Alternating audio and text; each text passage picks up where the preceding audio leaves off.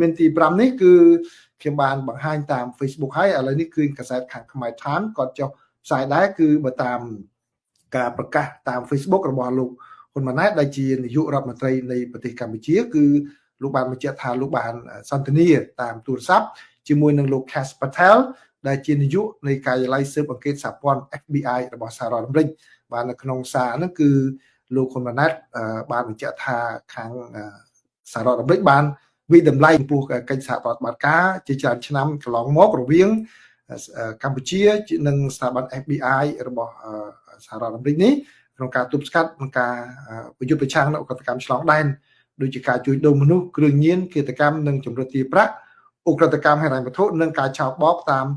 ប្រព័ន្ធបច្ចេកវិទ្យាហើយលោកហ៊ុនម៉ាណែតបានបញ្ជាក់ថាកម្ពុជានិងអាមេរិកនឹងបន្តធ្វើការសហប្រតិបត្តិការគ្នាបន្ថែមទៀតទៅលើស្ថាប័នសន្តិសុខរបស់កម្ពុជានិង FBI ដើម្បីរក្សាសន្តិសុខនិងសុវត្ថិភាពសម្រាប់ប្រជាពលរដ្ឋនៃប្រទេសទាំងពីរបាទគឺនេះគឺជាការប្រកាសរបស់លោកហ៊ុនម៉ាណែតប៉ុន្តែខ្ញុំបានព្យាយាមទៅខាងរកខាង FBI ដែរ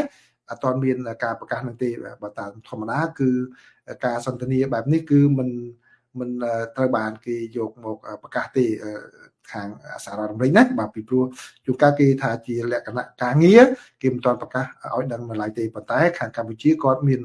តម្លាភាពជាងគាត់បានប្រកាសឲ្យដឹងហើយការប្រកាសនេះគឺក្នុងពេលដែលទស្សនៈរបស់ខ្ញុំណាបាទសូមបើកវងចោលគឺតាមទស្សនៈរបស់ខ្ញុំទេគឺក្នុងពេលដែលសហរដ្ឋអាមេរិកបានផ្ដោតខ្លាំងទៅលើបញ្ហាឆបោកតាមអនឡាញនេះគឺមានការដាក់ទណ្ឌកម្មនឹងការបង្កក់ប្រាក់អីចឹងហើយ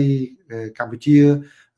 បានលើកឡើងអំពីការសន្ទនានេះសម្រាប់ខ្ញុំចាត់ទុកថាជាតម្លាភាពមួយរបស់ខាងភាគីកម្ពុជាក្នុងការទទួលស្គាល់នៅអ្វីដែលកើតមានឡើងហើយនឹងខិតខំប្រឹងប្រែងដោះស្រាយបញ្ហានេះផងដែរជាចេតនាល្អរបស់កម្ពុជាហើយថ្នាក់ដឹកនាំកម្ពុជាថែមទាំងបង្ហាញរឿងនេះឲ្យដឹងទៀតដោយជាការមួយដែលទទួលស្គាល់បាទអញ្ចឹងខ្ញុំវិតម្លៃអញ្ចឹងណាបាទការដែលខ្ញុំវិតម្លៃនេះពីព្រោះខ្ញុំចង់ជូនយោបល់ដល់ប្រិមិត្តផងដែរបាទខ្ញុំបង្ហោះតាម Facebook ទៅឃើញមានប្រិមិត្តមួយចំនួនគាត់ចូលមកធ្វើ comment នឹងវា negative បាទខ្ញុំគាត់ភ្លេចគិតថាទីមួយខ្ញុំអាមេរិកាំងខ្មែរអាមេរិកាំងទន្ទឹមនឹងខ្ញុំខ្មែរក៏ខ្ញុំអាមេរិកាំងដែរអញ្ចឹងអ្វីដែលរឿងពាក់ព័ន្ធជាមួយនឹងសហរដ្ឋអាមេរិកគឺខ្ញុំផ្ដល់អាទិភាពហើយទីពីរគឺនៅពេលណាដែលខ្មែរហើយនិងសហរដ្ឋអាមេរិកសហការគ្នាខ្ញុំសប្បាយចិត្តបើកាលណាបានធ្វើការជាមួយគ្នាល្អគឺខ្ញុំសប្បាយចិត្តខ្ញុំបង្ហាញឲ្យគាត់ខឹងដោយសារឃើញមានឈ្មោះនាយករដ្ឋមន្ត្រីកម្ពុជាហើយគាត់មិនពេញចិត្តគាត់សប្បាយនោះមិនសប្បាយនោះគាត់ចូលមកជេរបន្តិចផ្ដាសាធ្លាយដល់ខ្ញុំទៀតបាទប៉ុន្តែខ្ញុំក៏បានអញ្ជើញគាត់ចេញដែរខ្ញុំប្លុកគាត់ចោលទៅបាទពីព្រោះខ្ញុំ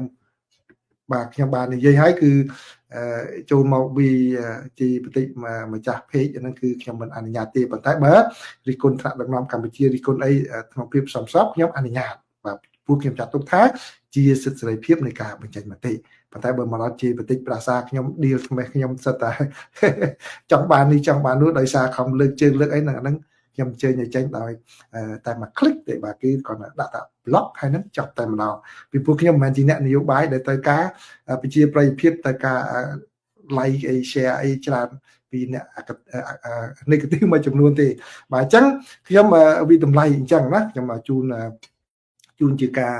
វិតម្លៃអញ្ចឹងហើយក៏ខ្ញុំតែងតែអប់រំប្រិយមិត្តដែរទម្លាប់គិតអ្វីឲ្យបាទលក្ខណៈវិជ្ជមានខ្លះផងព្រោះកុំឃើញថាយើងចង់ឲ្យអាមេរិកសហការជាមួយខ្មែរឥឡូវដល់ពេលខ្មែរមកសហការមួយអាមេរិកយើងទៅខឹងទៀតតោះតែអាមេរិកសហការជាមួយអ្នកដែលយើងស្រឡាញ់ឬយ៉ាងម៉េចបាទអាមេរិកគេអត់ខ្វល់ទេបាទសំខាន់តែបញ្ហាណាដែលអាមេរិកគេចង់ឲ្យដោះស្រាយហើយអ្នកនោះអាចនឹងដោះស្រាយមួយគេបានមកគេនឹងធ្វើការជាមួយហើយអញ្ចឹងណាបាទនេះគឺជាយោបល់របស់ខ្ញុំចែករំលែកជូនប្រិយមិត្តប៉ុណ្ណឹង